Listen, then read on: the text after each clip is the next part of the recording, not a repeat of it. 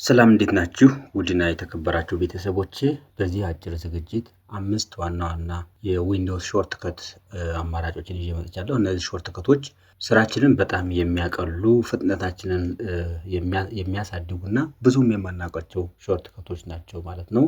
በቀጥታ ወደ መጀመሪያው ሾርትከት እናልፋለን።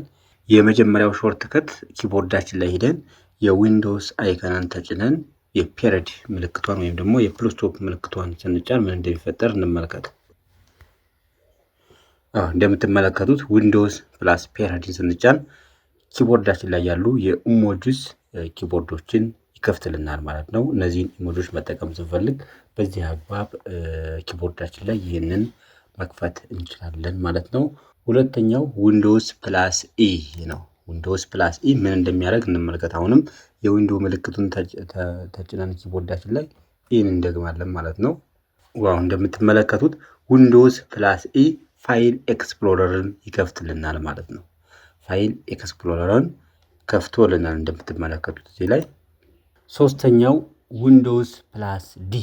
ዊንዶውስ ፕላስ ደግሞ ኢት ሃይድስ ኦር ሾውስ ዴስክቶፑን አሁን የሆኑ የተለያዩ ፋይሎችን ከከፈትን በኋላ እነዚህን የከፈትናቸው ፋይሎች ለማጥፋት ሳይሆን ሚኒማይዝ አድርገን ዊንዶውን ለመክፈት ከፈለግ ሾርትከቱ ዊንዶውስ አይከን ፕላስ ዲ ነው። እንደምትመለከቱት አሁን የከፈትነውን ፋይል ሚኒማይዝ አድርጎ ዊንዶውን ከፈተልን፣ ዴስክቶፑን ከፈተልን ማለት ነው። ድጋሚ ራሱን ስንጨረው የተከፈቱ ፋይሎች መልሰው ይመጣሉ ማለት ነው። ዊንዶውስ ፕላስ ዲ በዚህ አግባብ አንዳንድ ስራዎችን ስሙዝሊ ለማከናወን ያግዘናል ማለት ነው። ቀጣዩ አልት ፕላስ ኢንተር። አልት ፕላስ ኢንተር ለምሳሌ ይሄንን ሴሌክት እንደምትመለከቱት አልት ፕላስ ኢንተርን ስጫ ነው ምን አደረገልኝ ማለት ነው። የዚህን ሴሌክት ያደረኩትን ኦብጀክት ሴሌክት ያደረኩትን ፋይል ፕሮፐርቲ በትክክል ያሳየኛል ማለት ነው። ሚክ ፎቶ ነው የፎልደሩ ስም። ዘን ታይፑ ፎልደር ነው።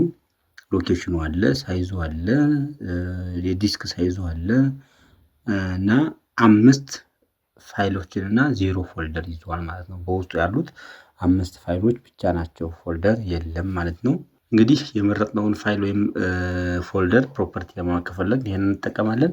ሌላው አልት ፕላስ ፒ ነው። አልት ፕላስ ፒ ዲስፕሌይስ ኢንፎርሜሽን አባውት ኢች አይተም ኢን ዘ ዊንዶው። ዊንዶውስ ላይ የሆነ አይተም ፎልደር ወይም ፋይል ሰሌክት ካደረግን በኋላ አልት ፕላስ ፒን ከተጫን ምን ያደርግልናል ማለት ነው።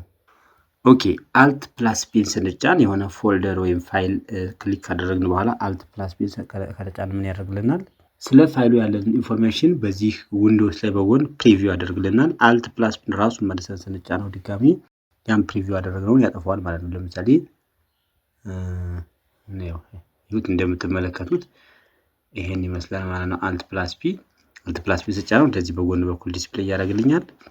ከዛ መልሼ ከተጫንኩት ደግሞ ዲስፕሌይ ማድረጉን ያቋርጣል፣ ያቆማል ማለት ነው። ሲምፕሊ እንግዲህ ለዛሬ ያስኩላችሁ 5ቱ መሰረታዊ የሆኑ የዊንዶውስ ኪቦርድ ሾርትከቶች እነዚህ ነበሩ። አዳዲስ ተሆናችሁ ሰብስክራይብ አድርጋችሁ ቤተሰብ ሁኑ። በተረፈ ቪዲዮ ላይክ አድርጉት። መልካም ጊዜ ይሁንላችሁ።